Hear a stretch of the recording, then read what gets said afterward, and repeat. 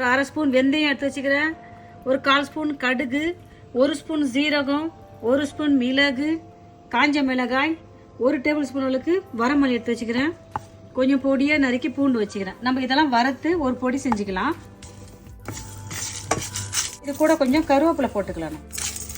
இது கூட கருவேப்பிலை சேர்த்து நம்ம இதை வறுத்து எடுத்துக்கலாம். மிதமான சூட்டில் அழகாக வறுத்து எடுத்துக்கலாம். நம்ம அழகாக வறுத்துட்டோம். இதை கொண்டே ஆற வச்சுட்டு நம்ம பொடி செஞ்சுக்கலாம்.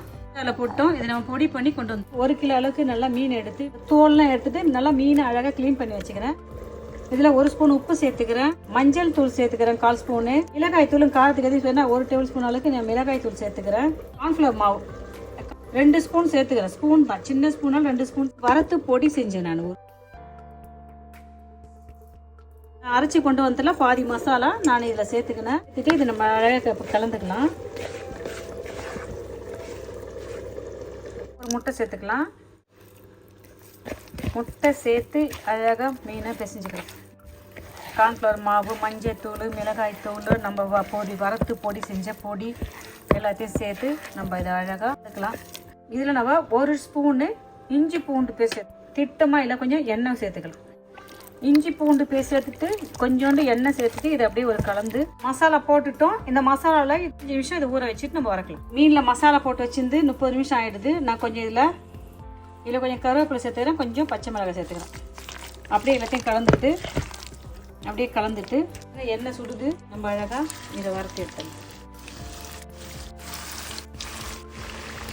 அப்படியே வேகட்டும். மிதமான சூட்டில் பொன்னிறமாக இதை வறுத்து எடுப்போம். 2 பக்கம் அப்படியே லைட்டாக திணிச்சிடுவோம். போட்டுட்டு அப்படியே திருப்பி விட்டுட்டு பொறுமையாக சூப்பராக நம்ம அழகாக வறுத்துட்டோம்.